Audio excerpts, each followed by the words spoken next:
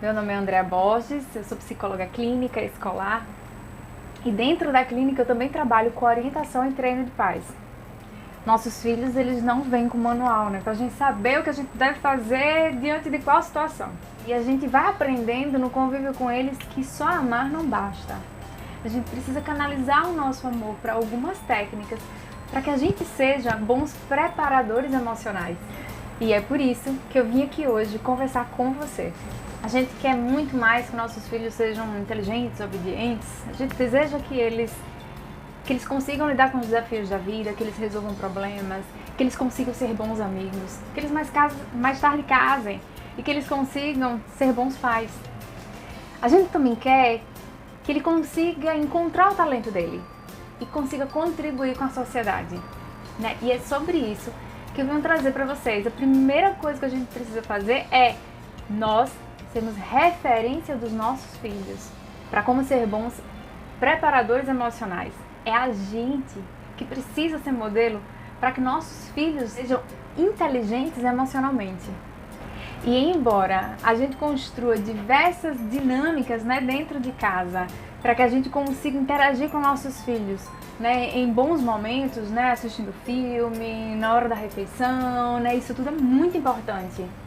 Mas principalmente para sermos bons preparadores emocionais, o grande segredo é o modo como a gente interage com nossos filhos justamente diante daquelas situações de crise, né, de conflito, quando eles mais precisam de exemplos e modos, né, de referência para que eles consigam construir a bagagem deles de lidarem com as problemáticas da vida.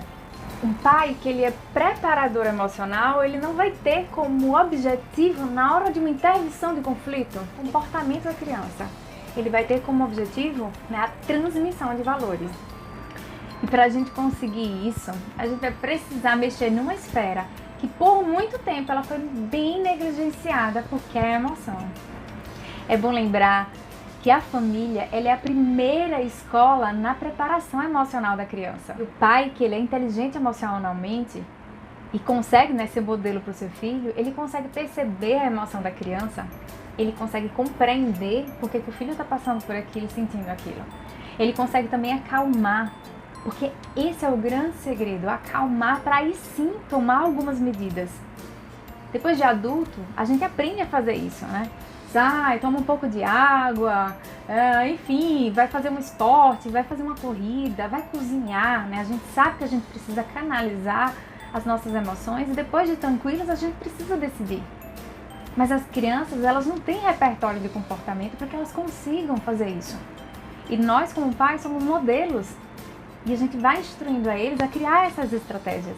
Lembrando que um dos grandes problemas hoje, né, que a gente mais encontra nessas crianças são a falta de habilidade, né, em controlar os impulsos, em adiar gratificações, em lidar com situações de estresse, lidar com situações frustrantes, né, quando os amigos acabam colocando eles de lado em um determinado ambiente, né, lidar com a frustração ela é necessária, os desafios fazem parte da vida e a gente precisa saber lidar com as nossas emoções para a gente conseguir decidir sobre como agir. Isso a gente vai estar ensinando nossos filhos a lidar com os altos e baixos da vida, que não tem como a gente evitar com que eles se frustrem, com que, né, a vida é feita de desafios. Quando uma criança ela se comporta mal, é porque essa foi aquela estratégia que ela encontrou, né, dentro do repertório que ela tem de comportamento para alcançar um objetivo, para resolver um problema. E existem diversas teorias que nos ajudam a nos debruçar um pouquinho sobre isso. Por exemplo, a comunicação não violenta, a disciplina positiva, a inteligência emocional, elas partem do princípio de que todo comportamento que é inadequado, por trás dele, existe uma necessidade da qual ela não está conseguindo lidar, uma necessidade da qual não foi atendida ou que está sendo frustrada. Então é por isso que a gente usa o modelo do iceberg. Esse aqui é o comportamento problema, é um comportamento inadequado que a criança vai emitir como estratégia para lidar com o problema dela, para ir atrás do desejo dela. E por baixo desse comportamento existem diversas outras situações. Muitas das vezes a gente não dorme bem, vai irritado, conseguir fazer uma atividade, está frustrado. E isso tudo a gente leva essa carga energética para uma determinada situação e quando a gente vê a gente explode. Compreender que o comportamento da criança não é só aquele comportamento que é manifestado, é um grande passo para a gente conseguir instruir os nossos filhos a lidar com as situações da vida.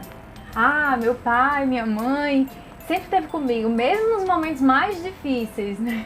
Conseguiu me compreender. Se é essa emoção que a gente quer causar nos nossos filhos, como companheiro, como referência, é óbvio que uma situação de conflito vai ser uma situação escola, onde a gente vai criar intimidade, compreender o outro. Às vezes a gente precisa até ajudá-los a eles a nomear as emoções para aí sim eles resolverem problemas. Muitas das vezes também a gente perde grandes oportunidades de fazer com que nossos filhos resolvam os problemas dele, cada um, né, dentro daquele desafio daquela determinada idade. A gente vai lá e diz, faça assim, faça dessa forma, e na verdade a gente não dá a oportunidade para eles chegarem a algumas conclusões. Então, depois da gente compreender o que é uma situação de conflito e o que é um comportamento inadequado, a gente pode passar para os 4 passos, né, que eles são bases para que a gente consiga ser bons preparadores emocionais. Primeiro passo: demonstre compreensão pela emoção, pelo sentimento que seu filho está sentindo. E nesse momento não é para você impor e dizer, aham, você tá com raiva, né? Não. Você simplesmente chega e diz assim, o que foi que aconteceu? Eu tô notando, eu acho que você tá com um pouquinho de raiva. Ou então eu acho que você tá com muita raiva. O que foi que aconteceu? Perceber a emoção e ter uma abertura para ter a escuta empática, a escuta ativa, onde eu demonstro curiosidade em entender o que está se passando com ele. Muitas das vezes a gente deixa para lá a situação, ou então a gente pega e diz bem assim, né, quem tem doença diz isso sem remédio, né? Essas foram frases, né, bem práticas na nossa sociedade. Enfim, e daí o que a gente precisa fazer nesse momento é tentar validar a emoção da criança. Escutar e tentar compreender não significa dizer que eu vou concordar com o comportamento dela. Segundo passo, que é mostrar empatia sem mostrar concordância. Uma boa dica para esse momento é quando a gente partilha de situações da nossa vida, que você tenha vivenciado o mesmo sentimento ou um comportamento parecido.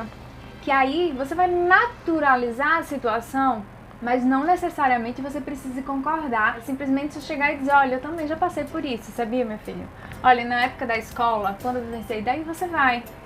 Isso é mais uma coisa, não só escuta, né? O segundo passo, né? Não só escuta desse sentimento, né? Essa curiosidade por tentar entender o que está acontecendo com ele. Como esse outro fato, que é você chegar e colocar, olha, a gente já vivenciou coisas parecidas. Isso cria uma intimidade fora do normal.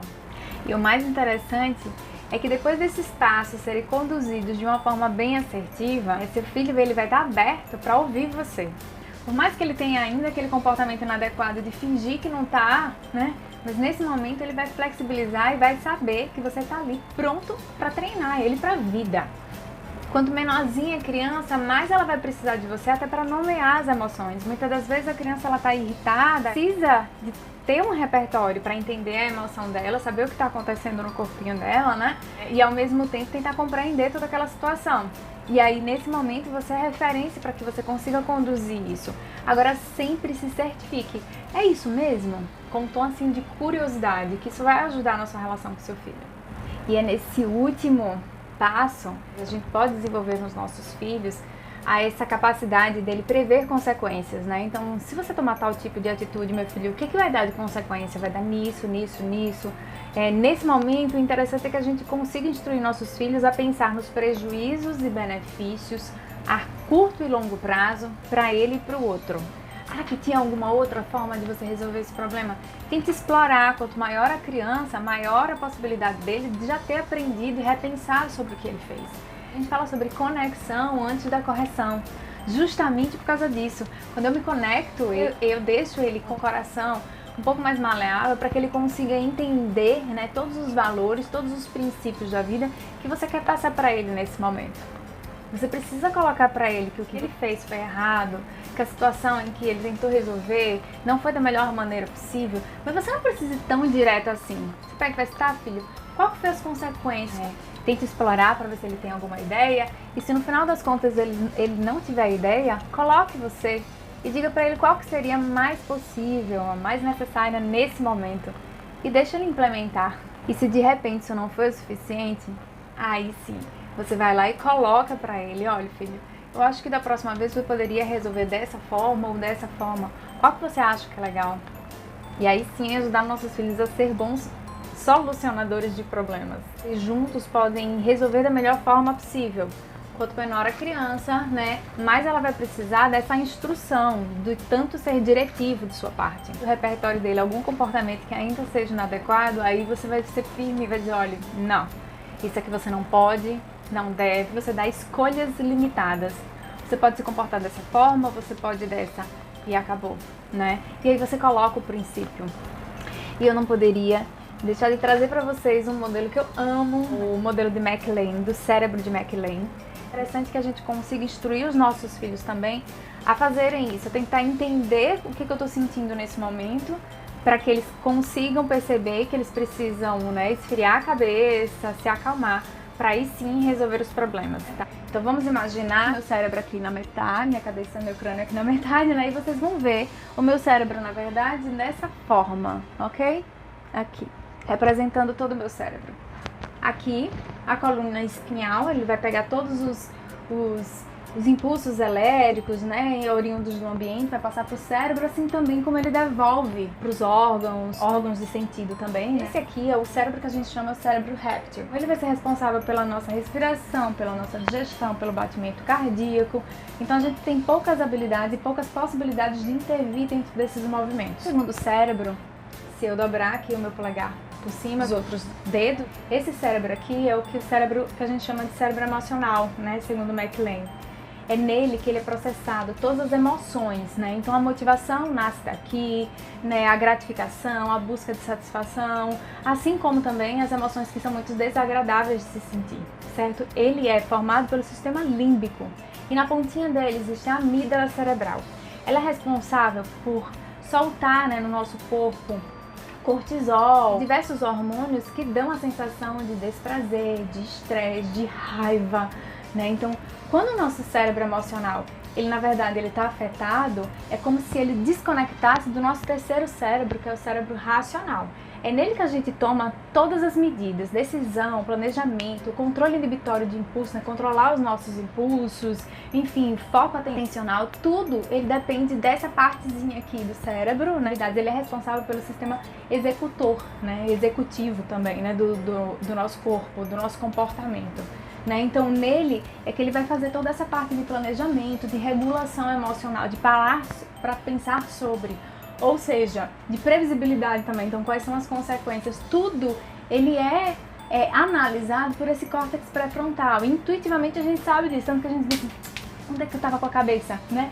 Então é justamente essa parte daqui que faz com que a gente pense, reflita sobre tudo que vai acontecer e tomar as decisões. E no momento em que a criança está experienciando algo que já não é agradável, ele já desconectou. E ainda mais quando o pai chega lá e diz bem assim, vem cá, o que você está falando? O que é isso? O que isso significa? É como se o nosso cérebro emocional se desconectasse do cérebro racional. Nesse momento, a possibilidade de mentir é muito maior, a possibilidade de fazer alguma coisa é muito pior, justamente por causa disso, que a gente não consegue refletir direito. E o que a gente precisa ensinar para os nossos filhos é que, nesse momento em que o cérebro está dessa forma, a gente precisa acalmar, né? E é por conta disso que a gente precisa ir atrás da respiração ou de alguma atividade que seja prazerosa, além disso, de alguma atividade que requisite da nossa atenção ou ainda, né, algo que canalize para o corpo. Então respiração diafragmática, enfim, fazer algumas atividades como assoprar, né, alguma coisa, isso tudo vai trabalhar a respiração e faz com que o nosso cérebro racional se conecte novamente com o cérebro emocional. A gente precisa instruir os nossos filhos. A partir disso é que a gente vai conseguir com que eles certamente conheçam o que está acontecendo no corpo deles, né, com as emoções dele, e a partir disso tomar as melhores decisões, né? Uma das técnicas que eu vou colocar para vocês é a técnica da pausa positiva. A gente, enquanto adultos, a gente é instruído a tomar um copo d'água, né, fazer as atividades como eu já coloquei, né? E a gente usa esse tempo para a gente se acalmar e aí sim tomar as decisões necessárias. A gente também precisa ajudar os nossos filhos a fazerem isso. Eleja um localzinho dentro da sua casa. O cantinho da calma, o cantinho da meditação, o cantinho da paz, enfim, existem diversas nomenclaturas. O bom é que vocês consigam instruir seus filhos a irem nesse ambiente quando eles não tiverem, quando eles reconhecerem. Não é como um local punitivo, você vai lá e vai pro cantinho da calma, não, de jeito nenhum. Aí vai perder a funcionalidade, né? O que a gente quer é que ele crie a autonomia e a liberdade de ir e se acalmar, você pode até chegar e dizer, o que você acha de ir agora pro cantinho da calma? Né? Então, nesse cantinho da calma, a gente coloca objetos que são reguladores emocionais. Mas o bom é que vocês instruam seus filhos, eles mesmos perceberem quando o cérebro emocional dele tá pedindo socorro, tá? Junto com esse vídeo vai um material, algumas, né, são poucas as técnicas que eu vou poder fazer pra você. Eu vou mandar a técnica do tempo positivo, da reunião em família e algumas outras dicas de como conduzir da melhor forma possível uma situação, né, que seja conflitante. E além disso, vou passar também algumas outras questões que vai ajudar vocês nesse manejo, né, dessas relações com seus filhos. Eu espero que possa ter sido produtivo e que as técnicas ajudem vocês a serem melhores pais e a gente consiga deixar mais pontos de luz no mundo.